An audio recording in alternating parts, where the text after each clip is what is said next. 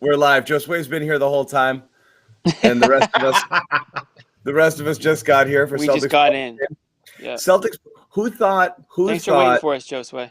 Who thought when the fourth quarter started that this was a win? Raise your hand. You did? Yeah. Of course, Bobby. Come on. Yeah, that's every quarter for Bobby. That's every the way I was upset. For me, it had more to do with my distrust of the Knicks than my trust in the Celtics. That's fair. I just thought that this was a game that the Knicks really, really, really felt they needed to win. And because they felt that sense of urgency and they're not ready to have that type of sense of urgency, they were going to find a way to be in need of the Heimlich maneuver at some point in the fourth quarter. And they were, because they completely choked this thing away. And the Celtics, give them credit. They made the plays that they had to make. I thought Marcus Smart did a great job of facilitating. Too late for that, Sherrod. Too late for what? I'm just kidding. No, I'm serious. I mean, I think he had like one shot taken going into the fourth or something like that. He was clearly looking to get other guys involved. And Tatum stepped up. Jaylen Brown did what Jaylen Brown tends to do. And our fifth starter, Romeo Langford, he had some nice plays down the stretch too. Good rebound. This was a good win for them. Not a great win. I thought it was a good win. It wasn't a great, well-played game, but I thought it was a good win that they needed. Bad game, good win. And Smart was 1 for 7 entering the fourth and then took that bad three on those back-to-back possessions where Tatum turned it over again and Smart took that bad three. I was like, oh, goodness. And then he knocks down the two, obviously. Real quick before we get into the real meat of it here again, Celtics post-game show. We got Sherrod Blakely, Jimmy Toscano, Bobby Manning, and Josue Pavone. And, of course, we are presented by Locker Room, okay? This is night 2. And, again, I'm going to tell you guys about this throughout the night, but we are sponsored by Locker Room. If you haven't already, download the Locker Room app at the iOS store. Go to joinlockerroom.com. And basically what this is, it's a free audio platform where we just talk sports. And what happens is we go in that room, you come in the room with us, and we talk with you. We put you up on the platform. You get to ask us questions. You get to give us shit. Anything you disagree with, we want to hear it. Anything you want to talk about the game, any big picture Celtics stuff, we're here for you. We're going to do this near the tail end of this show. And we're going to head over there, kind of trickle in over, a couple people at a time and hang out with you guys. We did it last night. We had over 100 people in the room hanging out. I expect more tonight, so come on over. If you haven't already, as I said, download the app and get started. As for the game, guys, again, good win. Do we want to spend the whole time talking about Tristan Thompson or just part of the time talking about Tristan Thompson? Because this is what Bobby's here for. I'm glad Sherrod started off with Smart because he was the biggest reason they won this game, I thought. All the possessions he stole. This was a possession ball game. And it came down to offensive rebounding, steals, stops, and the few breakouts that the Celtics were able to get in that second half. And the Knicks, when you saw they try to turn up the pace in the third quarter too, that's not where they're exactly comfortable, but it's the only place they could find offense. And fortunately for the Celtics too, Jayson Tatum, Jaylen Brown were able to produce offense out of the half court along with Smart. And that was the other difference in this game, I thought. They were just a more offensively adept team. And the Knicks, man, their offense is as bad as it gets. Like, I can see why they're 30th in this league in offense because they have no creators. It's just a bunch of shooting when they can look for those and bang down low. And hopefully Randle has a big game, and he did not tonight. But this is the kind of defensive intensity I've been looking for from the Celtics all year, and it started with Smart. Like, from the earliest portions of this game, very early in that second quarter, there was a nice Knicks run. They went on a timeout, and he came out and stopped about 3 plays in a row, took that energy into the second half, and then hit the biggest shot of the night at 93-93. So his defensive consistency has been awesome this last week or so, ever since our big exchange with him. Yeah, that's true. I mean, was a big difference maker down the stretch. I mean, whether it was that big 3-pointer, the fact that he was wide open and was willing to take that shot and confident enough to take that shot. I mean, he didn't think twice, obviously, but I mean, the way the ball was being moved around, that final stretch, those final possessions, the Celtics really, they didn't look like they were forcing the issue. They looked like they were a cohesive unit, for that final 5 minutes. And it was like everyone trusted each other. And I love that. I mean, look, Jaylen Brown got going. Obviously, he was cooking. Jayson Tatum, 7 turnovers. I mean, he didn't get down on himself. He didn't force the issue. He starts swinging the ball, and great things happen, obviously. But again, Smart leading the way on the opposite end. I mean, on both ends, but specifically, I think it was the attitude and the effort that I saw down the stretch from everyone. But it was Marcus Smart who was the anchor of that for sure. Look, and again, for sure, but we got to be real about it. And even Scal said it on the broadcast. They've been in these situations before. No, they've been in these situations before, and Smart's taken shots late, 3-pointers, and they've been good looks, but none of them have gone in. His late game shooting percentages are very, very, very low. Tonight they both went in, so yes, this is a hats off, those shots fell sort of game. And thankfully they came away with a win because they absolutely had to have them. They needed every bucket they got tonight. I still have to tip this one bad. I still have to tip the hat to Jaylen because when everything was going wrong, he's the only thing going right. So fine. Marcus, like I said, you're right. Defensive, they needed some defensive intensity tonight because the offense was real weak. And so they had to kind of hold them in check a little bit, and they did that. But when they looked, their offense looked so out of sorts all night long. And thank God Jaylen had one of his Jaylen games where stuff was falling. He was aggressive. He was attacking. The mid-range was going. He was knocking it down without him tonight. And Tatum's just whipping the ball all over the place. He was a mess for the first 3 quarters. 7 turnovers after 3, had an 8th turnover early in the 4th. So, Jaylen, I think, kept them afloat here until the end of the game where they started to execute and they got more contributions from more people. Yeah, and I got my 3 stars to this game in order. I'm giving my first star, believe it or not, to Tristan Thompson. I'm giving my second one to Jaylen Brown for all the reasons John just stole from me. And then Marcus Smart does get my 3rd star because, he was he was the guy who kind of saved them in the end there. I mean, obviously it was Jaylen Brown kind of keeping them steady. And I mean, Jaylen Brown it's tough knowing what you're going to get from him every night. I mean, 10 shots last night, 26 tonight, and he, sort of like took control. And that's kind of what we talk about with Jaylen Brown. It's like some nights he just looks disengaged. It's almost like he's like upset that he's not a bigger part of the offense, and then just, it's fine, you guys do it, and tonight it was complete opposite. It almost, he sort of took control and took the reins, and like John said, he sort of paced them throughout the game, which they needed. And Tristan Thompson, credit to him. I forgot what this guy even looked like, and he came back out in the court ready to go. I mean, a lot of guys after a layoff of that long might look, out of sorts or, winded, and I'm not saying he wasn't, but he gave them what they need. He gave them that presence down low, whether it was offensive rebounding, that putback dunk. I didn't think I'd ever see that from him. How about the stretch where he got to the free throw line like 3 times in a row? That seemed to drive New York crazy.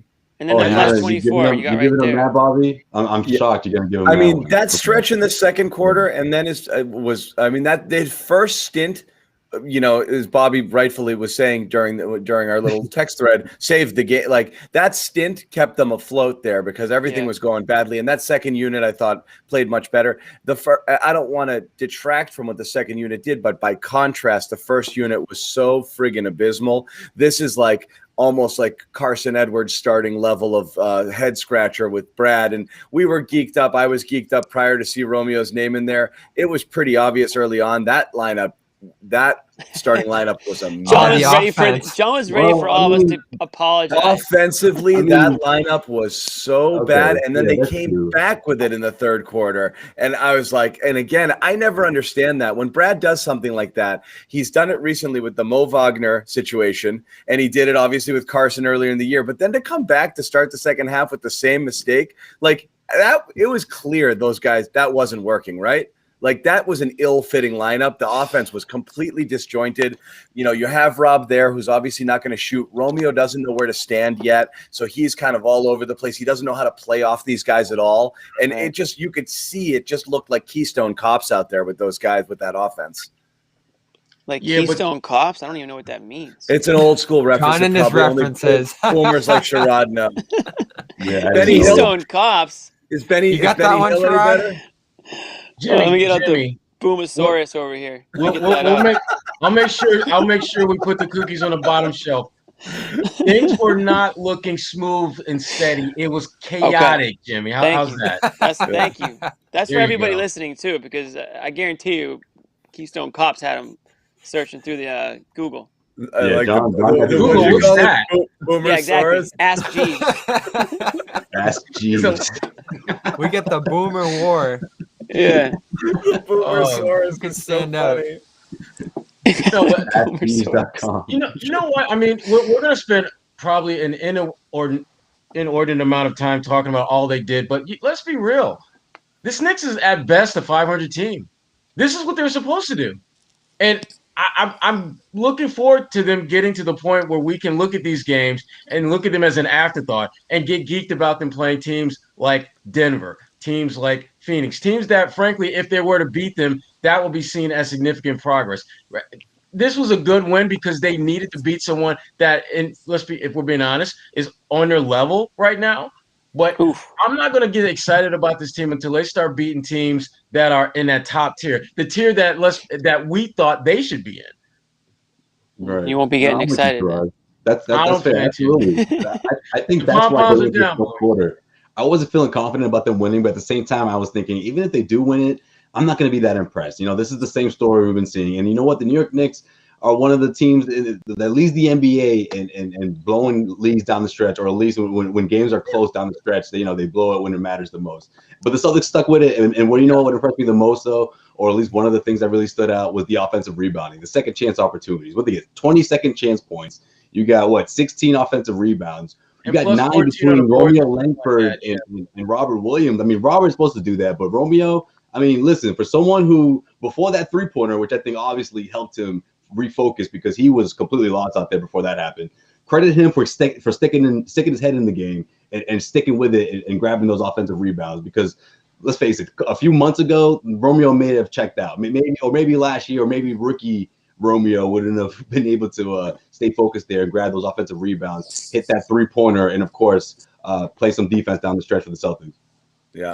Yeah, I'm going to give them the credit because we're bashing them if they lose this game. Like they lost to the Knicks, blah, blah, blah, all this stuff. So I understand where you guys are coming from. It is the Knicks after all, and the Knicks are always going to be the Knicks, even if they are slightly better than we've seen.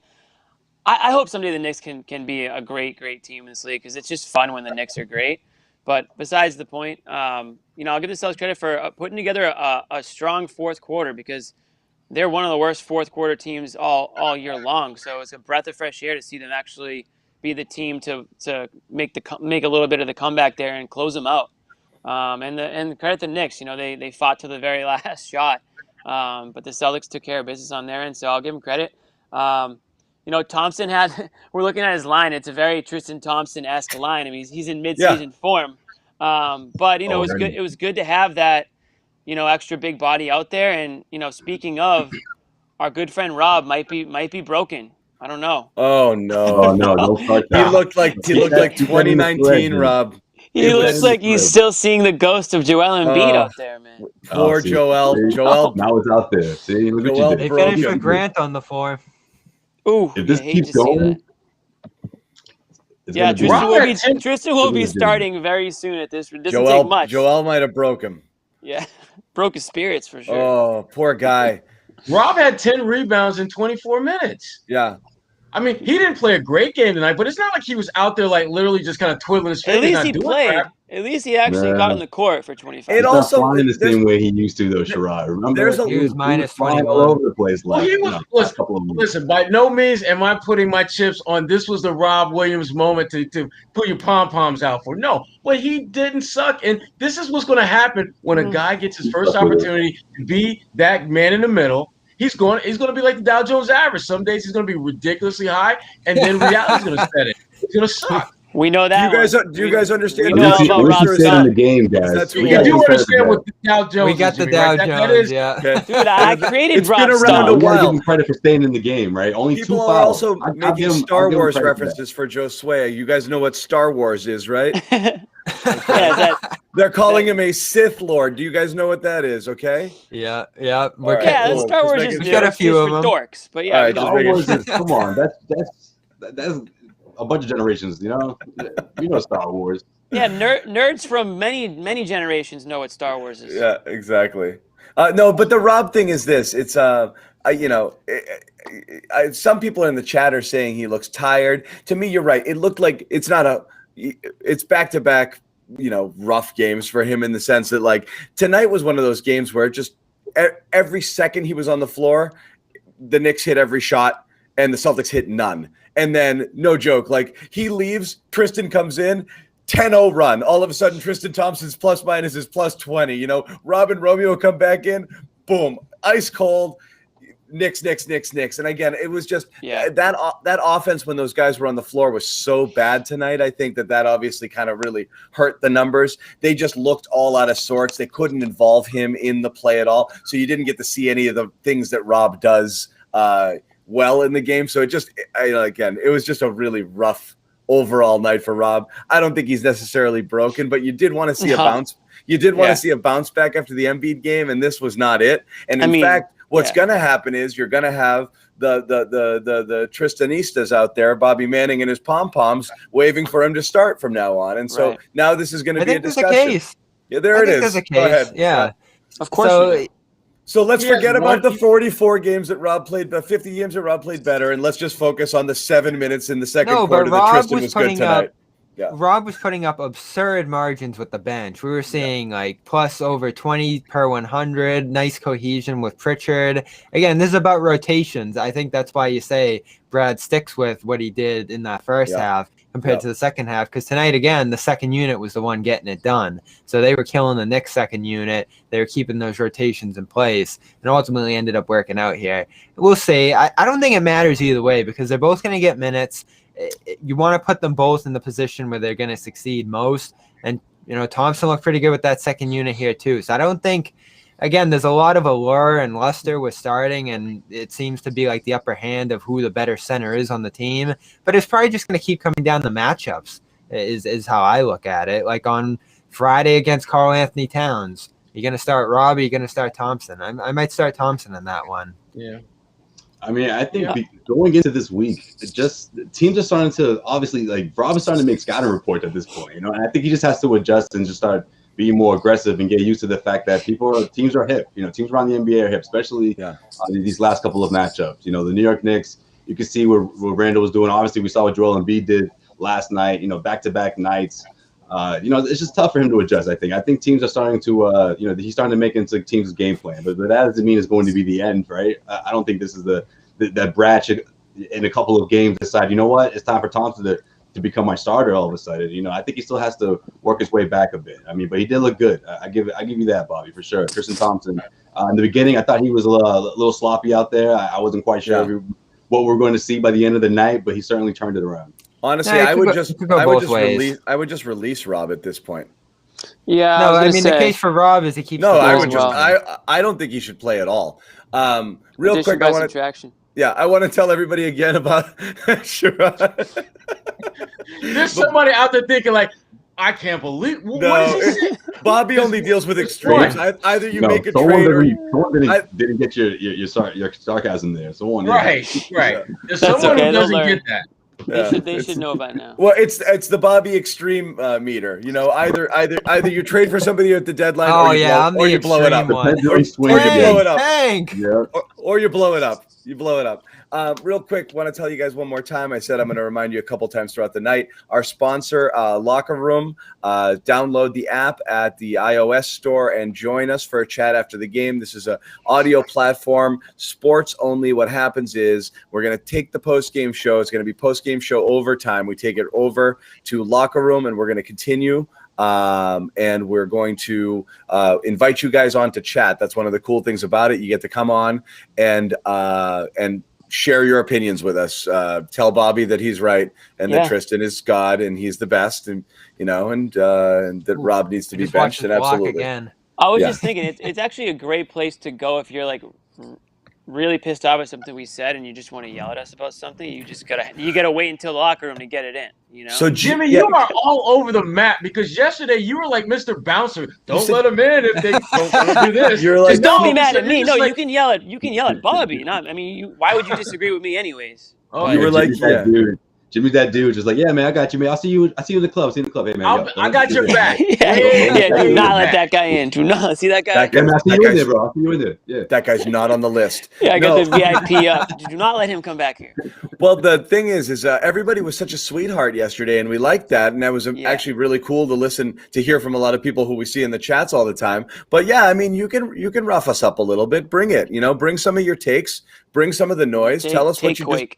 Tell us what you disagree with, and by all means, come in there, challenge us, talk to us, keep it respectful. But we want to hear from you. As I said, we're going to head over there, kind of near the tail end of this show, and try to pull some of you with us as we wrap up this other version, and then everyone else is going to kind of trickle over, and we'll hang out with you guys for a little bit afterwards. So let's keep moving on. Sherrod, anything else standing out for you tonight?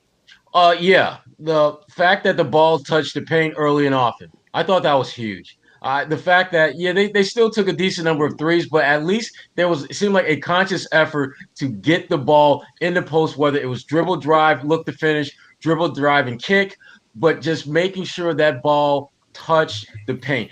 And everything seems to open up when they do that. I don't know why they don't do that more consistently, particularly when you have guys like Jaylen Brown and Tatum who have the ability to get to the rim a lot. And that puts them in a position of being a playmaker.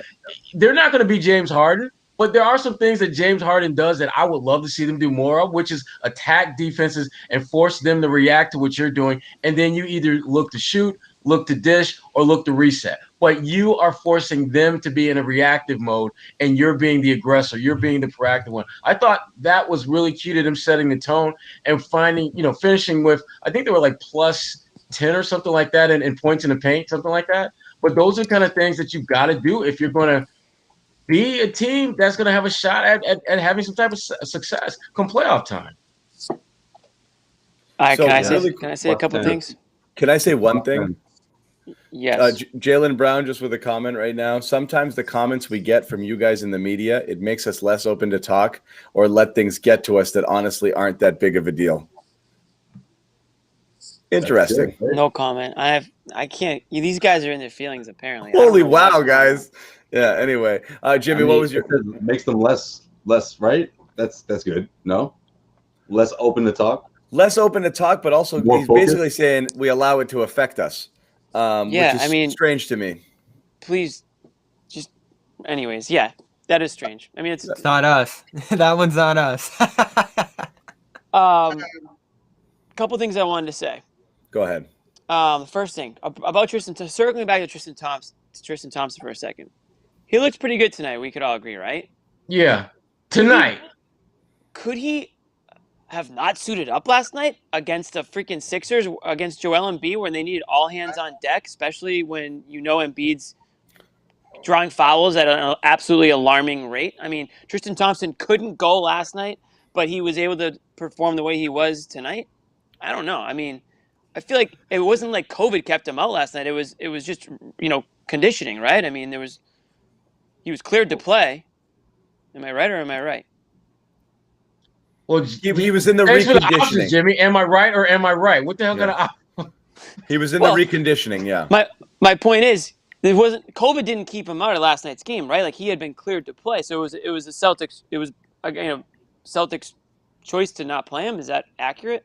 See, I don't have a problem with them not playing him in that game if he wasn't in the right condition, because you're just getting him back. Why would you put him in a situation where you could potentially lose him again and for an even longer period of time if he's not ready to come back and play? No, I agree, but I'm just saying against Embiid. Right. No, I agree, but I'm just saying, like, how much more conditioned could he be in like less than 24 hours? In 24 hours, yeah. No, it's strange. It's strange. I don't get that really.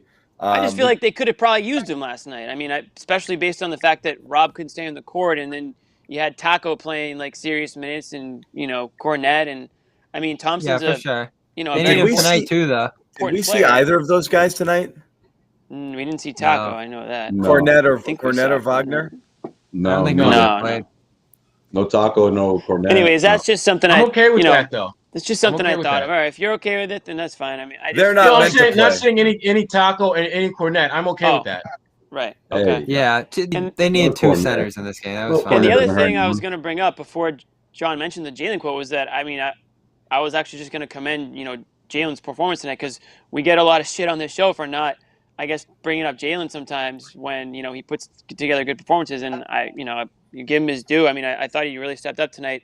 And that's after, and this is another thing, Jaylen Brown said that thing about the media. He might be talking about maybe the national media, because over the last 24 hours, we heard from Yep. Shaq, we heard from Dwayne Wade, we heard from Kendrick Perkins, Yep. all calling out these guys, in a very public, No heart, no identity, all of it. Yep. no, yeah, all those things, and maybe that's what he's referring to.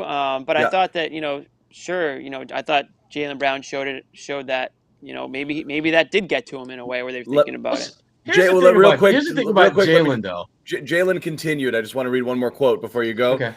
More on this topic. He said he met with Jayson Tatum before the game, after that Sixers loss. We almost had to just forget about everything. Let's come out, play basketball, be aggressive, be the best version of ourselves. There you go, Sherrod. You didn't say that. Shut up. I swear. I'm reading it right out of the friggin' best version of ourselves. You know what? You know what that is actually? They do listen to Brad Stevens. Look at that. Look at that. They got his lingo down. That's good. Sherrod, that's on the whiteboard. That's on the whiteboard when you walk in the locker room. But they're hearing it, right? So it's like pace and space, way back when. Right. And I guess the thing about Jaylen is that the reason why most of us don't talk as much about him this year is he's been so ridiculously consistently good that him going out and getting 27, 28 points, whether they win or lose, he kind of does that these days. But again, when they win, you recognize, wow, he scored a lot of points down the stretch. And when they lose, you're looking at his box score, and it's kind of the same. And so Jaylen, it's just, I don't think he sees it that way, but it's a sign of respect when you're going out there getting 26, 27 points, and it's not that big a deal. You've got to the point where you become that reliable statistically to your team. Whereas if, let's say, Tristan Thompson goes out and gets 18 and 9, we're talking a hell of a lot about Tristan Thompson because that's a big deal. Can I say one? Go ahead, Josue. Sorry. Go ahead. No, I'm just going to say real quick. I think that's true. That's a good point, Sherrod. But I also feel like there's a lot of times where win or lose, I mean, his performances, they kind of fly under the radar, right? It's like, Kemba had a cold night if they lost. What's going on there? Or Tatum didn't get enough touches down the stretch, And for the most part, and Jaylen's been doing this for a couple seasons now, he's been the most efficient guy out there, and even when his touches, throughout the last couple of years, even though as they have increased, his efficiency hasn't changed. He's still hovering around 50% from the floor, not too far from from the arc from that percentage. So, I mean, I'm with you in a sense, but I feel like this is sort of that game where people will talk more. Okay, you see how Jaylen stepped up big, there. And the other night he had 5 3-pointers. It's the consistency, though. I think Jaylen deserves a little more credit sometimes, and tonight was a perfect example of that. He's the MVP of this team this year, Jaylen Brown. He is their MVP. Can I say one thing? But they're a 500 team. No, but that's the point. And so every team is MVP. Come on, Jimmy. But no, it's going back to fine. Performance is fine, okay? And absolutely he's been good and right. He has the start to his season, he was clearly their best player. Then whether it's knees or just kind of came back down to earth with the mid-range stuff, which was, like I said, unsustainably hot clip earlier in the year. But this is my beef when it comes to complaining about negativity in the media. You're a team with 2 superstar players that's below 500 that just got above 500. Absolutely deserve every bit of criticism being thrown your way. You are not beyond reproach. I know it's roster stuff too, and it's not on Tatum and Brown, but the point is you have to be better. Problem. You have to be better. You have to make people better. And even if not, you just have to sit there and say, they're right. We're a 500 freaking team, and that's unacceptable. Well, they've been saying that all year, and they've been taking responsibility. But then don't say negativity and the negativity. That's not negativity. It's honesty, okay? It's Rick Pitino stuff.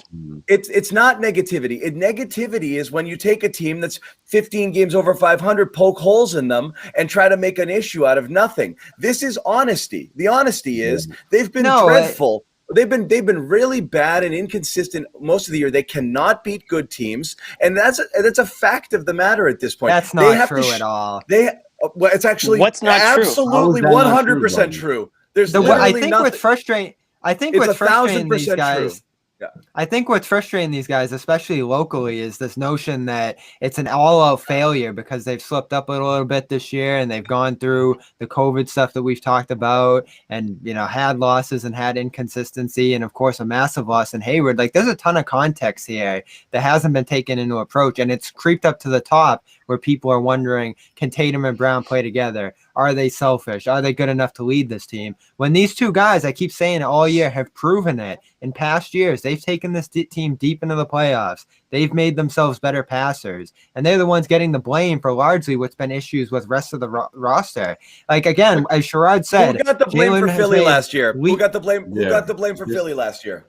But they were legitimately bad in a normal year. Who got the blame? Who got the blame? The side guys or Embiid and Simmons and discussions about whether they could play together. The stars get the blame. I'm sorry. That's what happens. You can't have it both ways. You can't get the praise when everything is great and be absolved of blame when things don't. It goes both ways. This team has been to conference finals 3 of the last 4 years, in large part because of what Tatum and Brown have been able to do. They deserve that credit. This team is a 500 squad. Guess what? The same guys who kind of got you to the finals 3 of the last 4 years, they are also part of what's not working well right now. You can't absolve them totally from that.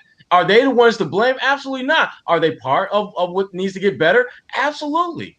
Absolutely. Yeah. I mean, so when you hear that criticism, you should say they're right. Right now, we're not playing that well. We could be better. Jayson Tatum turned the ball over 8 freaking times tonight. Last night, he was pouting and sulking and shrugging his shoulders. That's why he drew criticism. If you don't want criticism, don't do that or own it, but I hate the whole the negativity is getting us down. You know what doesn't get you down? Playing better. Then there will be no negativity. People will sing your praises. This town, people friggin' love people can't wait to say awesome things about these guys, the young stars. Right. There's a favorable outlook of this team. Most people want to give them the benefit of the doubt. Nobody wants to say negative things. Yeah, but this goes back to what we were talking about yesterday. John, though, they haven't seen this side of Boston, right? I mean, they have to understand with the but Kyrie people want to season, love them. Yeah, but they don't understand that it goes both ways. Like when this city is fed up, or when these fans get to a certain point where they're like, wait a minute, when is this team going to get out of that 500 hole? And I think that's when they reach that point. Against that Philadelphia series, and it's not just the media; it's the fans. I think the fact that it's crossed over to the national media, I think maybe that struck a chord. They got booed in their first game with fans. I mean, the game was on national TV against Philly. Obviously they like to show out. Any star does, any team does, and that's when they got a lot of criticism last night. And I understand it coming from Brown because he's been the better player of the 2 stars on this team this year. I would agree. And he's the one who gets traded in every scenario that gets thrown around out there. So that's got to be frustrating to hear. And this is what we talked about last night. Who can you go out there and get for Brown? Which is so ridiculous because I think this team does have its core. Like, these 2 guys have proven that they can be 2 of the best players on a team. Everything around them is what's been a mess this year. Smart, his absence. Kemba, his absence. And then, of course, the bench and all the ancillary pieces at center and everything else. This has been a real – again, you can look at all this stuff and say, excuses. But I think there's been so much going on around this team this year that it really is legit excuses. So again, this doesn't absolve a lot. This doesn't. Have those 2 been great leaders? Those 2 all-stars. I think they've tried their ass off. Do they make their teammates better? You didn't answer the question though. See, you can't even say it with vigor. No, they haven't done a perfect job, and we've criticized them numerous times throughout this year. Tatum in particular. Preach like that, you can't even. Well, you're not allowed to criticize them, apparently, Bobby. You just have to say all you're allowed to say about Tatum and Brown is they're 2 young stars who are going to continue to get better and have yet to reach their ceiling, and they can't do everything. But I mean, if that's all you want to say, fine, then that's all you can say. But ultimately, you're looking at these 2 leaders of a team, whether they're still young or they're going to become better leaders, that at this moment are leading a team to a 500 record. And you would think, based off of their talents alone, they should be at least a little better, look even around given all the circumstances. Why isn't Jimmy Butler? Okay, let me ask Bobby this though. Okay, you talk about the other pieces. Do they need to look for a leader? Am I missing something, or do they still need to develop into leaders? So you can finally, people can feel confident to say these 2 are good leaders or great leaders, even. No, I think that's what you do. You build around them. You bring in veterans. You don't have a bench that's all draft picks and guys who can't supplement the leadership that these 2 can provide. Because, again, at the end of the day, they're 22 and 23, and you have guys who are even younger or, in many cases, just less experienced, older, but less experienced on the bench. What I just said, man. How's Rob going to be a leader? How is Rob going to be a leader? They can't, but see, you can't have it both ways. It can't be, oh no, they don't have enough help because and then it's also, oh no, it's not about help. They're too young. They're too young. Wait a minute. They're the same ones that went to the conference finals last 2 times, right? 2 out of 3 years, right? I mean, which one is it? Or is it always going to be, oh, it's the other pieces that are missing until they reach what, 25? Well, it's not just about that either. It's the year in general too, the COVID year, and I don't think we emphasize that enough. I keep saying this to you guys, and you don't listen. Is anyone around the NBA? Bobby, I think that's a big part of it as well. But I think you're giving these guys a pass. These two. No, but I just want to make a comparison. Because is anyone in Miami, and I know it's a different market, different expectations, but the Heat just went to the NBA. You just the Heat just went to the NBA. I know, but again, if we're just looking at it as analysts of this league, shouldn't the Heat be looked at too and said, massive disappointment? This team just went to the finals and they're struggling to avoid the play-in. Jimmy, no one says that about the Heat. You know why? Because they shouldn't have got to the NBA Finals last year. Bobby, that's why no one is coming down on them. Bobby, they should have been there last year. You don't think they overachieved last year? And you know why. This is so easy. This is such an easy thing. Let's just put it this way. If Tatum and Brown all of a sudden start playing better, involving their teammates more, and their record soars, are we going to sit here and say Tatum and Brown have done a better job and that's why they're winning? Are we going to say that? The answer is of course we are, which means if they're not doing it now, you can say they need to do more of that. If they are going to reach a next level, it's going to be because of these guys. And when they do it, we will heap praise upon them. But since they're not doing it, we will not do that. Why is this difficult to understand? If they can get better, when they get better, we'll say so. And they are getting better. I mean, they are getting better. They are. But it's not translating in what you know and I know matters most around here, and that's winning games. Right. That's why the last few years they have had just an amazing amount of praise heaped on them because they've been very successful. You look at Jayson Tatum. Has gotten a 5,000-point score faster than anyone in this storied franchise's history. So you know he's playing at an elite level. And Jaylen Brown, again, coming off his first All-Star game, the best, most consistent player on this team.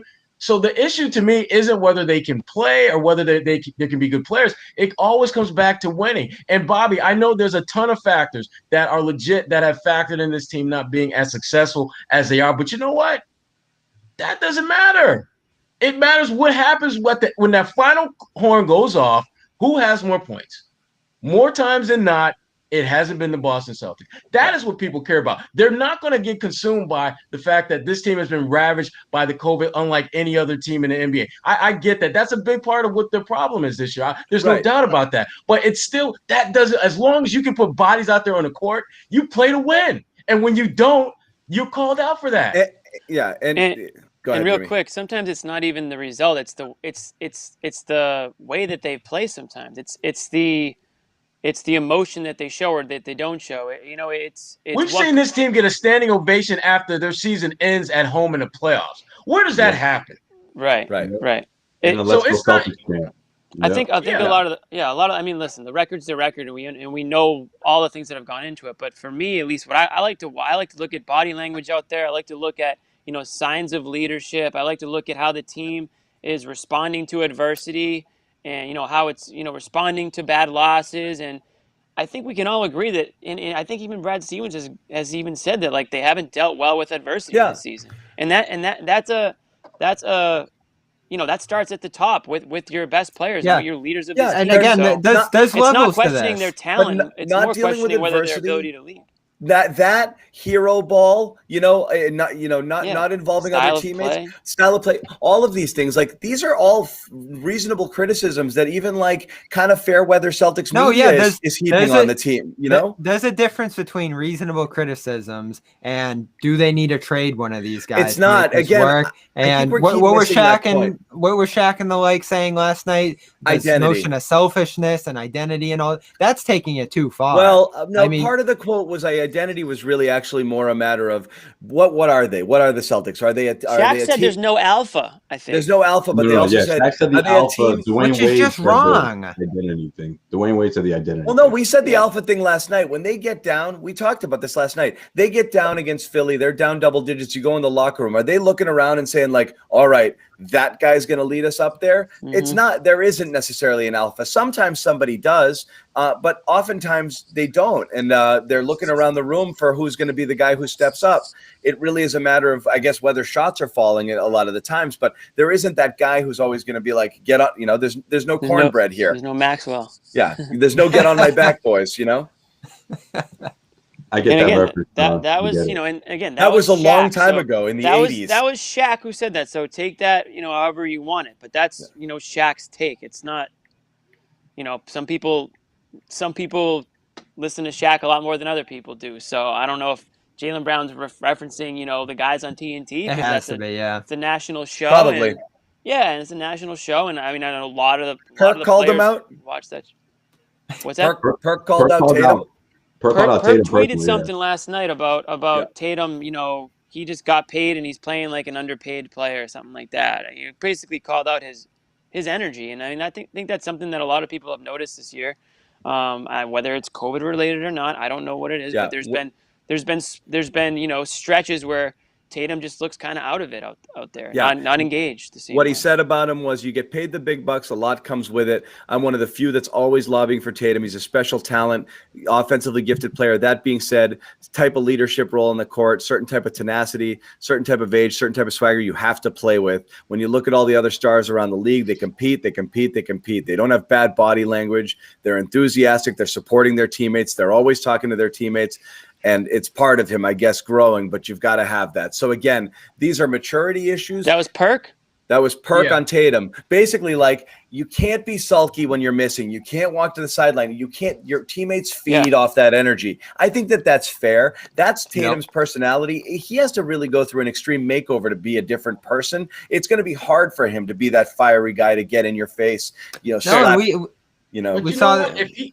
If he's not capable of evolving into that player, then it's on Danny Ainge to get folks in the building, to get a Butler type. Yeah. I mean, I think back to those old New York Knicks teams when you had Patrick Ewing, who was clearly your best player, but you had Charles Oakley, who, if things got a little sideways, he was regulating stuff. He was going to make sure that physical, that toughness, that whatever the hell you want to call it, you needed to get through those tough times. You had somebody who was in that fight.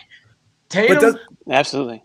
Yeah. I don't have a problem with Tatum not ever evolving into that, because again, I want him to be authentically whoever the hell he is supposed to be. And right now, he's trending in the right direction of being one of the all-time greats, not only in Celtics history, but a Hall of Famer when you look at his numbers and the things that he can do at such an early age. And if me getting a player that will be part of his surrounding cast, who maybe isn't as talented, but has a different kind of approach and toughness and grittiness and griminess to him, hell yeah, I want that. Because that's going to make my team better and make my star player better. I don't think Is that possible though, Sherrod? I feel like you have to have that, right? You have to have that heart of a lion attitude, that tenacity, that rah in you a little bit, don't you? I mean, I can't think of any other significant top 10. I think Brown does.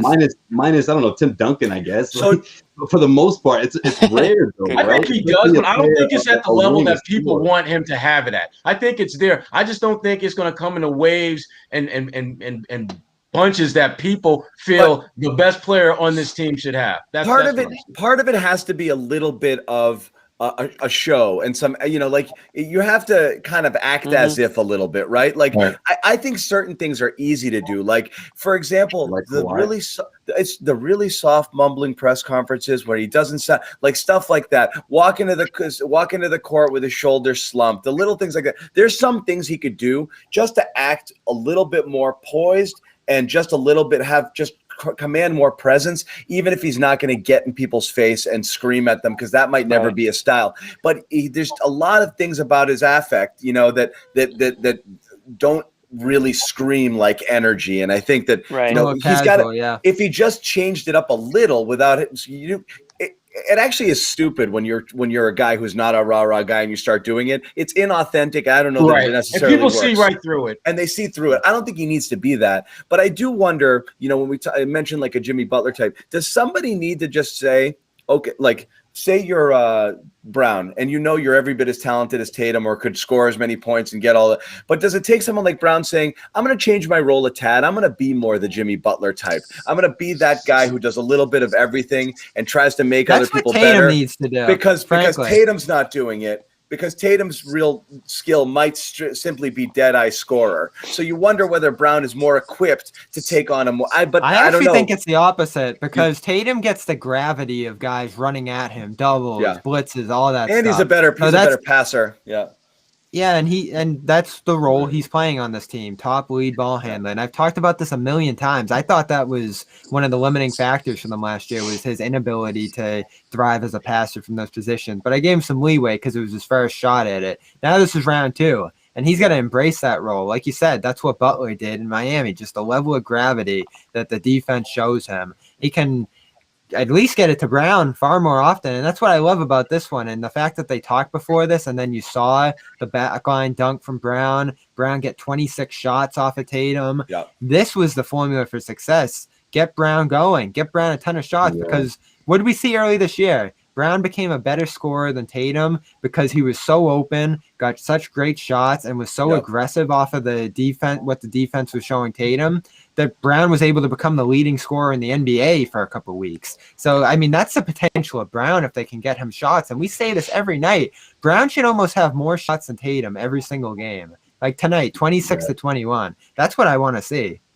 I was gonna say that's tough to ask him to do that. I mean, obviously he can do a little bit of everything for you, but Jalen's gonna want his touches in the offensive end, especially if he starts failing. He needs them. It's interesting. I know because they're still young. If they were, But we talk about how good he came out in that first quarter. What happened in the second and the third? Why did he only take 2 attempts?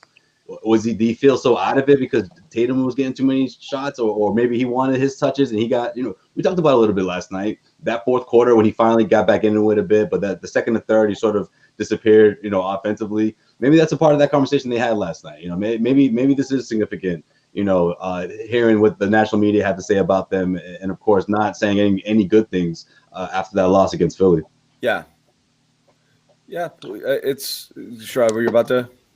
No. Oh no, I thought I jumped in. Guys, don't mind me. I'm just disappearing for a split second.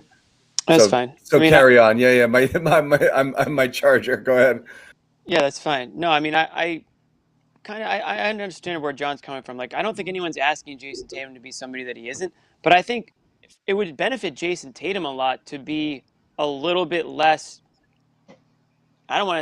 Down. It almost feels like he's the type of guy. Like sometimes I've seen him like make a really great move to the basket, finish, score, and then he's like upset because he didn't get the foul call. And it's like, what if instead you were fired up about that, and then your team was fired up about that, and then you guys that translates to a defensive stop on the other end instead of arguing about not getting the call or being upset about not getting the call. That's an example that I've seen recently in the last, not saying tonight, but over the last couple of weeks. I've seen that happen on a number of occasions. He'll go up for a dunk even, and it's a great play, but he's more concerned about why he didn't get the call. And maybe he should have got the call, but how about feed off some positive energy, get the team going that way? And who better than Marcus Smart to be able to give that type of energy to those guys? And even he doesn't seem to be able to get through to them sometimes. Sherrod, let me ask you, is that, we've talked about it different times during the year with Smart being that guy. Does Smart have the authority in that locker room to be able to walk up to Jayson Tatum and just not grab him, we're not talking violently, but just to have a straight talk with him and be like, dude, cut the shit. It's important for you to be a certain way. The team needs it. You gotta quit the bitching to the refs. We saw him did it, didn't we? He has the cachet to do that, but the thing that we're kind of losing sight of is the fact that Tatum has a very distinct personality and how he carries himself. And Marcus and the leaders on that team, they know how he is. And do you really want to try to change him into something that he's not? Because we talked about this earlier. You want him to be as authentic Jayson Tatum as he can be. And the authentic Jayson Tatum that we see now can still go out there and get you 25 points every single night. But are they worried he's fragile? If you're asking him or expecting him to be a different type of person emotionally as far as his engagement, I'm not sure that that's something that you can push on him to do. I think that's something that has to happen organically. I think at some point he's going to get there, and it's going to come at a time of his choosing. But not even that. More like you think he couldn't handle a simple talking to, like what Jimmy said, like, hey man, cool it on the ref stuff. It's bringing us down a bit because we see the ref thing's tricky because they all believe in it. we see our leader sulking and pouting. We just want you. I want you to put your head down, run back, and play defense because we want to follow your lead, man. Right. You know? I can't see that happening because I don't think they buy that. I mean, they listen. Players are not going to tell or just be smart enough to say it's not going to never going to happen. They're gonna say, "I agree. That ref was on some BS." I agree with you. Yeah, exactly. I was like, they screwed you just the way they screwed me. But I mean tactics. We're talking tactics here. It's not good business to do that because you're not getting the calls you deserve. Tatum, you're a star, man, and you're killing yourself. You're not getting the calls you deserve. Then you're slacking back on D, and we're getting beat on them going the other way in transition. Right. Like it's bad everywhere. Maybe no problem, John. I just think it's just going to take Tatum time to just kind of grow into being that all around complete. It's a problem on both ends of the floor. Yeah. Yeah, I hate to say it too because I hate talking about fans and all that stuff, but maybe not having fans has an effect on, these guys can't get maybe fired up after a big dunk or something like that the same way because let's be honest, like the TD Garden fans can, get you fired up pretty quickly. It doesn't take much. So maybe that's an aspect of these guys.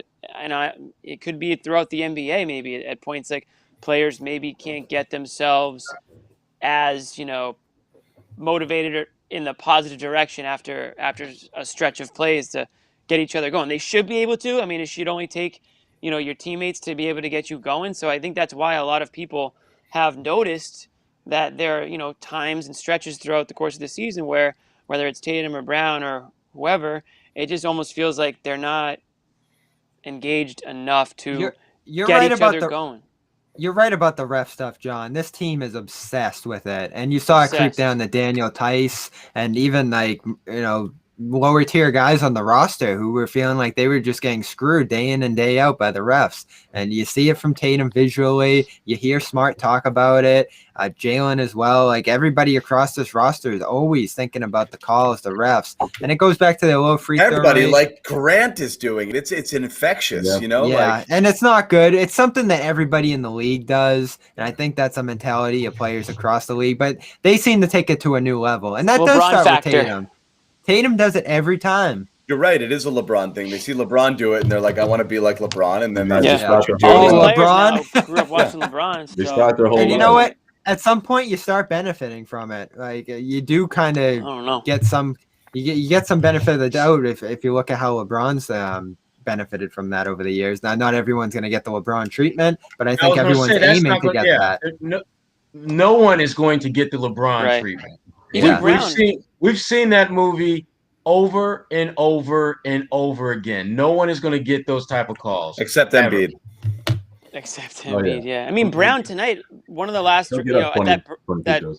borderline breakaway drive he had towards the end of the game, it looked like he could have easily gotten called for a foul that went in, and he was screaming and one, and that was a call that, I mean, if they call the foul there, no one's arguing that. There was a ton of contact, but these guys don't seem to get those calls. Yeah. Refs aside, look, this whole conversation began about the idea of whether or not they're beyond any form of criticism. I mean, look, if they didn't hit the shots down the stretch here, the story of this game would have been Jayson Tatum turned the ball over 8 times and the Stars had another, they couldn't carry them over the crappy Knicks, over the 500 Knicks team as well. So again, it's just, as Sherrod said, these are mediocre teams that they're trying to sneak their way past. And these stars on their own should be good enough to do it, whether Fournier is in the lineup, whether Kemba's in the lineup. And that was a hallmark of these teams in the past, is being able to overcome one guy down, 2 guys down, and be able to win. And they're not able to this year. And that's what I think's been frustrating. There are too many bad games against really, low caliber opponents. So yeah, they've got to take it to another level if they're going to get there. I want to tell everybody again before we, kind of start to wrap this show again. Locker Room, okay? This is our new sponsor. If you guys have been there already or you've already downloaded this app, great. If you haven't, download it now. We are going to be opening up a room momentarily, and Sherrod and I are going to head over and we're going to field some of your questions, and you can jump on there and chat with us. So again, download it, iOS store, Locker Room app, create a profile, sync it to your Twitter, invite all your friends. You guys get to go in there and you get to chat with us. And we'll take your questions. You can tell us why our takes are terrible. You can tell Sherrod why he's the GOAT, because a lot of people here in the chat obviously think so. I think Jimmy's going to come over a bit. Joe Sway. Bobby says he's not, but honestly, I think he's playing hard to get. He'll probably be there too. Once if I'm invited, I'll be there. Yeah. You said it yesterday. You were there. Once the chatter, and not only that, he'll be banging on the door. Let me in, you know. Cut his mic off, yo. Again, I'll be trying to sneak around Jimmy. The bouncer. Bobby's Jimmy the never been in bouncer. a locker room. I don't think Bobby's been in a locker room before. So there's a lot of guys here that are. Bobby's been in the locker room. Damn. No, I mean, as a player, as an athlete. Yeah, don't piss off Jimmy. He'll damn. Wow. Oh, we've all been in the Celtics locker room, but No, I know that. Yeah. But we're the team now, so it's a little different. Yeah, I know. We're going into our locker room, so it's different. Into our locker room. This is our locker room. Yeah. This is the after hours party. Way too long to explain this, man. It's the after hours party. This is where we're going. Overtime. It might get explicit over there. I'm stalling because Nick's supposed to pin the link here. So someone's. Oh God! You We're here all night. Yo. Yeah. So we are. You need to make a drink while we wait for Nick. Yeah, you might have some time. Don't tempt me. Because I got a couple of adult beverages. Maybe Friday night. Maybe Friday night we'll crack. Oh, after the Timber Pups game. Yeah, after the Timber Pups. Yeah, we'll crack one open for some locker room talk. We might need to do that. We might need to do that. My guy Karl Anthony Towns coming into town, about to drop 35 on Bobby's head. You act like Bobby's out there playing center. Come on now. Oh, good. Jermaine downloading the app. Guys, I'm going to give you guys a couple minutes. Download the app while we spin our wheels here and talk about absolutely nothing. Why do I feel like Cat might get some cheers? You know, like the whole Hayward thing. Remember when Jay Crowder said what he said, and people. Jimmy will be cheering. I also remember Jay Crowder had like the best game of that freaking season that night too. He did. He was feeling himself, you know. And the thing I loved about Jay after the game was he was straight up like, yeah, I didn't like them cheering for him, and yes, it motivated me to go out there and bust his ass, and he did. I respect that. Yep. I respect that. But why did people get mad about that? They're like, of course he didn't like hearing Celtics fans cheer for the other team. Like, why is that news? Why was that shocking? It bothered him because he knew what that was about. He knew that they were cheering. Why did it bother Celtics fans that Jay Crowder, said what he said? It was like, Jay's not supposed to like that. Like, you know what I mean? I don't know why. Because the fans wanted Hayward. Right, but you don't cheer for the guy until he's on your team, though. Like, I agreed with Jay at the time. I couldn't stand that. No, I love the way Jay handled that. I loved it. That's sums him up perfectly, though. He's definitely a guy that can. You want to talk about a guy who plays motivated all the time? That's Jay Crowder, and that was those years on those teams. That's why fans got so attached to the players on those teams. Crowder, Evan Turner, Isaiah Thomas. I mean, you go down the line of players that they played their hearts out. And they were underrated for a few years there. Obviously, nobody was expecting much. And that's when Brad Stevens really made a name for himself, is because he was able to sort of raise the floor on that team. And I think it's obviously it's a different sort of situation now where there's high expectations, and now the team isn't meeting them, and they're wondering why there's quote unquote negativity, whether it's media and or people fans. Want Isaiah back now. Well, it's because too late. He's got the 10-day. Yeah. Hey, Isaiah Thomas. I think he had 10. That's what we can talk about for a second. Isaiah Thomas had 10 points last night for New Orleans. And how many did Teague have last night, Bobby? 15, 17? Jeff Teague has 17 points for the Milwaukee Bucks, but he couldn't crack the rotation here in Boston, apparently. John, come on, Jimmy. He got a second chance here to make a deep playoff run. He's not gonna mess this one up. Nah, he's good. It's just crazy that the Celtics literally they had to get rid of him, and he goes to a contender, and it looks like he's gonna be, part of that run they're gonna make.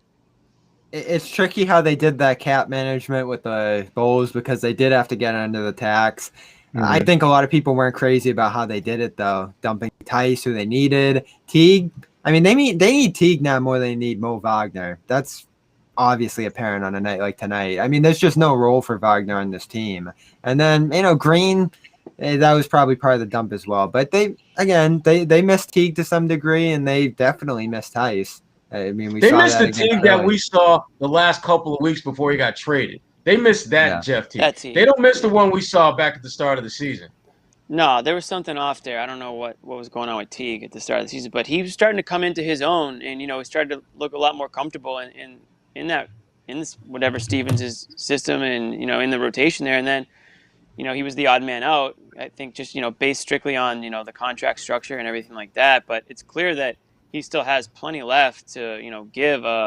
Again, it's not just some crappy team. We're talking about a Bucks team that has championship aspirations, and he's going out there and giving them legitimate minutes, and he's scoring for them. And we all know that the Celtics have gone through many stretches this season where they've desperately needed some scoring off the bench. So that could be one that comes back to bite them. I don't know. I guess we'll find out. Tice, obviously, we know Tice was an important part of this team. That's not surprising that they're going to miss him. But Teague was one that was kind of right on the edge there. I don't agree with that, Jimmy, because again, if you're talking about the last couple of weeks, absolutely spot on. But I can't lock in because you gave me 2 good weeks when I had you all year, and it wasn't as if you were coming off an injury or you were learning this radically different system that you weren't used to, and you were kind of new to the league, and your basketball IQ wasn't up to stuff. No, this is a vet. This dude was a former All-Star. He should have been able to hit the ground running. And he didn't. And you knew that with Kemba and his situation, he would get more opportunities early on to play than later. He should have been like, shit, I'm about to knock this out. I'm going to be that dude. I'm going to be All-Star Jeff. His start was horrible on this team. I mean, everybody was saying how bad it was. But in that same token, for all the reasons you just said of why he should have came out better, couldn't you have maybe said, well, this guy still has this in him. I don't think he's completely lost it. I think there's still something there, and he can still help our team. Brad Stevens has been a coach that's always gone back to guys. He's never really given up on a single player that I can recall. I'm just simply leaving it to I don't like replacing him with Mo Wagner. I don't think they need Wagner at all, and that's all it really comes down to. It was more of I don't think they were like going into it like Teague for Wagner. I mean. No, I know. I understand why they had to do it. I'm just saying it might come. It looks like it may come back to bite them because Teague is not just. He didn't just lose it all. It's going to come back to bite them because of Fournier. I mean, this is the only reason we're talking about it is because Fournier's situation went the way it did, and again, another thing that happened to this team where it's just like, what the heck? Like, what can you say about that? Him coming in, testing positive once, then testing positive again the next week. And now it's just going to be a brutal trek finding points up and down this lineup. That's my thing. The bench doesn't have a bunch of scoring again. You look at the bench every given night, it's going to be 7, 5, 3. It's going to look a lot like it did earlier in the year. They're going to be struggling to get to 100. Right. Eventually, someone's going to pin the chat. I was just looking. It's still not pinned. Yeah. And then you guys can start to join. Wow, Sherrod did have time to make a drink. Yeah. How many idiots does it take to pin the link to the chat? Wow. I'm only thinking about one, our good friend. Damn, Jimmy. I bet one of the commenters can get up there pretty quick. Probably. But well, this is this reminds you of, Sherrod. This is like the Celtics locker room after a loss. You're just waiting outside to get in for an extra 20, 30 minutes while they have like their team meeting or whatever it is. And viewers, you can imagine Jimmy's livid. Jimmy's pissed every single time. Dude, some late nights. There would be some late nights waiting for these guys, man. He's doing like the triple thing on his phone. He's like, well, you guys have been stuck in that hallway. That hallway is not be, the hallway's not meant for 60 media members on a national televised game just waiting outside. But you know what? When KG was here and we had to wait, and he finally spoke to us, gold. Oh, it was always worth it. Gold. The wait was worth it. People waiting, yeah. Yeah, but then I had to edit it out so I could air it on WEI and Celtics post-game show. Please. Yeah. You couldn't hear what KG had to say till after midnight. Well, after midnight, all edited, cleaned up. Yeah. You had to there clean was it up a little bit. He dropped a few F-bombs here and there. A little bit every time, at least a couple swears, at least a couple. It was always worth waiting for KG for sure. It was. There's It was. not that many. I'm trying to think. There's not that many quotes left right now like KG would give. Like not many players that worth waiting around super late for. I'm glad you bring up KG because week in and week out we keep hearing they need KG. He needs to be on the sideline. He needs to be around this team.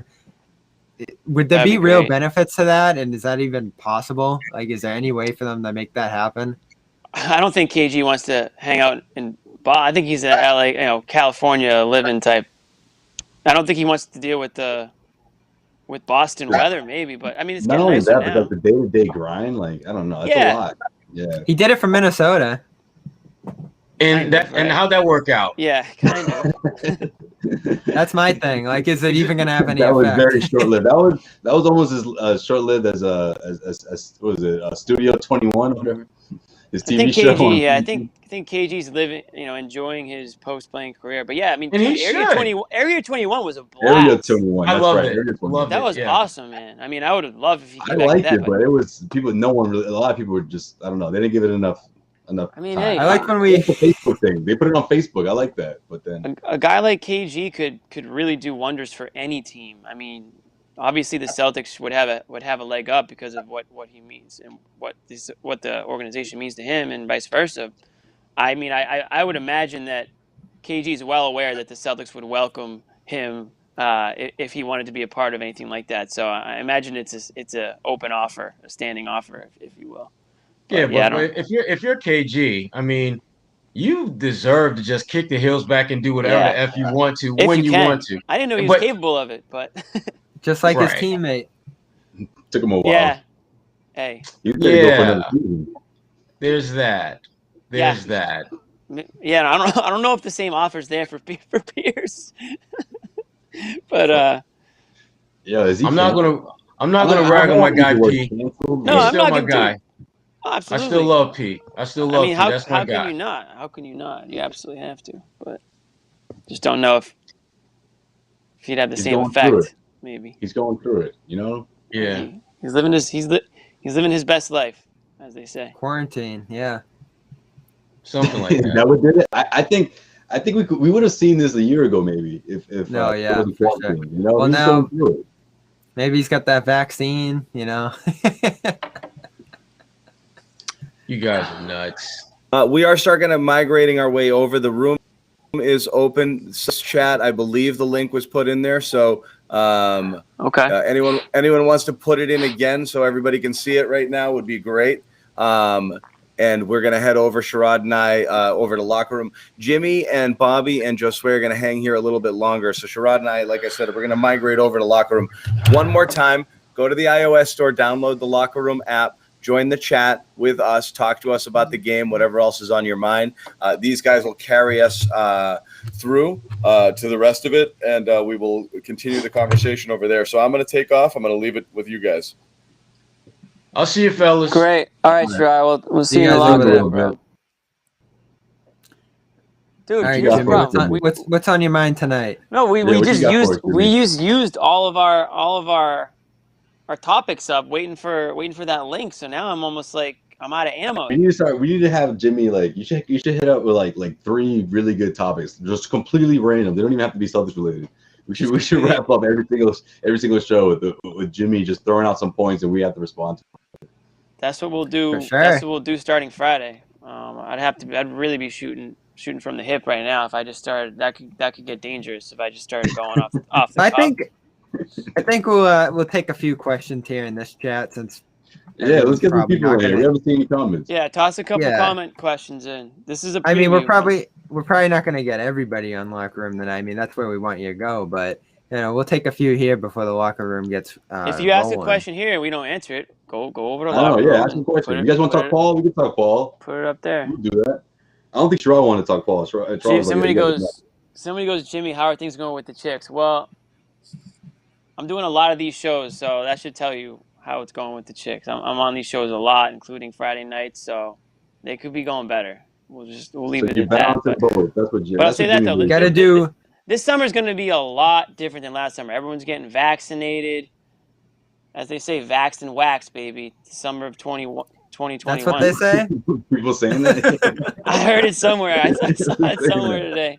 I haven't heard that one until now. Vaxxed and waxed. This is what you got to do, Go. Jimmy. These games start at 7:30. You have a 2-hour window between 5:30 and let's say the games don't actually start till 7:45. So you got a window there, 2 hours and change. For what? So, to go out, see some people, do some things. That means you know me when I'm watching the game, I'm taking notes. I'm locked into this game, but I can't be eyes over here and eyes over there. So you completely zoned in, right? You got the notes going and everything. I'm in the zone. We can get any questions, Bob? Yeah, I'm pulling them up now. All right, let's see what we got. These aren't great questions. You guys gotta step it up. Just toss one on. Oh man, it's definitely the second night of a back-to-back. People are tied. These are terrible questions. Come on. Do C's cut ties with Kemba this summer? That's one I just read. The one time we had a question segment. Joe Sway, I like that one. Do C's cut ties with Kemba this summer? Joe Sway, your thoughts? The C's cut ties with Kemba?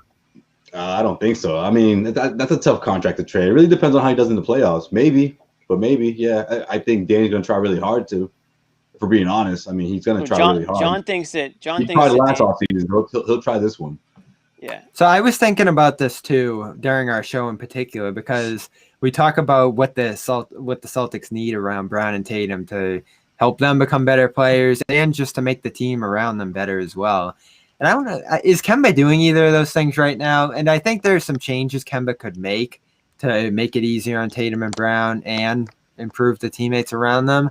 But if Kemba is just trying to do his thing and not doing it at the best of his abilities, and he's eating up $30 million, like there's a case there for sure. Like I don't know what they would ultimately get back. I keep tossing around Avery Bradley and Kelly Olynyk because I just don't think you're going to get back that much for him. But that's the issue. I don't know. That wouldn't be a bad deal, honestly, if you think about his true value. But again, we don't know what this postseason is going to look like. If it's anywhere near what we saw last year, I think that's a huge plus for the Celtics. If Kemba looks like what he did last year, I mean, it's just very complicated because you have the health. Averages, you have the knee as one major factor, and then you have the money as the other major factor. A lot of people don't think Kemba Walker has a tradable contract, meaning in order to trade him, you're going to actually have to give up. Some people think you're going to actually have to give up more in order to get rid of that contract. See, I don't think it's going to be a dump. I think he's shown enough to make. And I keep tossing around the Clippers. You're not going to ever get. The Clippers are the ones talent. to me. Right. I mean, and it's tough because I love Kemba. I love watching him play. I love what he brings to the team, his leadership and his attitude. You want to talk about attitude like we've been talking on the show. I mean, he's got one of the better attitudes, around the NBA. And I think that, he definitely is a positive in every locker room. So I'm certainly not being like, do whatever you can to trade Kemba. But, if there's the other issue is this, if they want to re-sign Fournier, they have to do something, right? Because they're going to have so many guys under these big contracts, and there's going to be a salary cap, there's going to be a luxury tax. There's just going to be something that, if Fournier's staying, you almost have to think like who's going because it doesn't they're feel crunched. Right. Yeah, it doesn't feel like they can keep it all. So anyways. And I want to keep Fournier. I think he fits awesome with this team. He's a third, fourth piece definitively that makes guys run him better, can score off the catch. And this is killing. He's probably out for the regular season if he did test positive. And who knows if that's the case. That's too much. No way, dude. The regular season is for another month plus. Well, how long did Thompson and Romeo? You just don't know. Those are extreme. Yeah. But those are extreme. I mean, I was worried. I was worried from his original debut. After that, I was a little surprised that he came back so quickly. And then, here we go, a couple of games removed from that bounce back game. His second game as a Celtic. Yeah, we really can't even begin to guess. That's true. But Bobby's thinking doomsday. I don't think that he's gone for the rest. I always think doomsday when it comes to this COVID stuff. I mean, unexpected. Brad did say. Brad Brad did say, by the way, don't expect to see him this week. the rest of the week. Take that for what you will. Yeah, well, that's George, we're gonna hit your question real quick here. I don't know if he means unexpected like team that's gonna make a run here or unexpected standout on this team. I guess we have to talk about Romeo, right? Because he started tonight. He's more involved than we imagined, and he's a defensive contributor, which is what they need right now. He's also a ball mover. We didn't talk about him a ton tonight because we started fighting about Tatum and Brown, but he moved the ball, made some mistakes here or there, but he kept it moving. He can dribble into the lane. He's not going to score, though, and that's a killer when you have a guy out there who's just a flat-out zero as a scorer. Marcus Smart's already kind of doing that, just like putting himself in position, but not really threatening as a scorer in the lane. You know what? I'm going to go with Peyton Pritchard, and I think that was my answer. That's going to start ramping up, I think, a couple of weeks leading into the playoffs. He's playing better. And I don't know if Brad Stevens is trying to free up that outside shot because obviously he's trying to free up everyone's outside shot right now. I mean, that's the move right now. That's the goal. But I like seeing him with the ball in his hands more often. We're not seeing that as much the last couple of games, right? He's giving up that ball right at half court, or sometimes he's not even getting it there, So maybe that's a tactic for him to free up his shot. Obviously, he'll get open looks that way coming off the ball, or at least when he's not constantly facilitating. So maybe that is a tactic to get him more comfortable with the outside shot, because that's a huge part of his game that could really help this team in that postseason. Off the bench, they need that sort of punch alongside, someone like Evan Fournier, of course, someone who's capable of scoring 20 points. I mean, Pritchard has shown that. We've seen how easily he can get there with a limited amount of attempts because of his dynamic of being able to knock down that 3-point shot, attack the rim, and of course get to the free throw line. I'm just going to say I think it would be unexpected if Kemba Walker had a really good playoff performance. So I'm going to say him because that's a good one. What are we expecting from him? Well, because he struggled last year in the playoffs, as everybody remembers. And we're not, some of that was, teams, the way they were playing him. And some of it was health. And I think he is. Listen, the one thing we'll say about Kemba Walker, it doesn't feel like health has been an issue for him. I know he's not playing back-to-backs, but when he's out there, do you guys sense that he's hurting or laboring or not, his old self? Because I don't really see that. I feel like he's healthy. So a little bit. You do? Okay. I feel like, a little bit, but it's not concerning. Yeah, and in the playoffs, you don't get those back-to-backs, so you don't have to worry about that. And I just feel like, he's got something to prove after a, less than stellar playoff performance and especially because you don't think he hears idiots like us talking about, is he a tradable contract? So he's got something to prove. He has a lot of pride, and I'm sure he wants to, show that he can still play at the top level. So that's you know what, guys? We should I want to hear everyone's opinion on this. Everyone, seriously, and this isn't just like a promo thing because this is a really good conversation. Let's carry this to the locker room. We gotta wrap it. Yeah, let's get to the locker room map. I'm trying to do it casually here. Oh, my bad. They're gonna do it. Want to tease something you're gonna bring over to? I don't know if we'll be able to take the reins from John, but yeah, try our best. You got Josue. If we can get this topic obviously going in the message in the text switch things up. I like this conversation right now because there's a couple of options here, or at least a few options. Maybe you could even throw out a bold bold prediction like a taco or something. But give us some more underdogs. Who's stepping up here? Yeah. Or people do teams as well. Which team in the Eastern Conference could upset things from the bottom playoff tier? As opposed to instead of the Brooklyns and the Phillies and all them up top.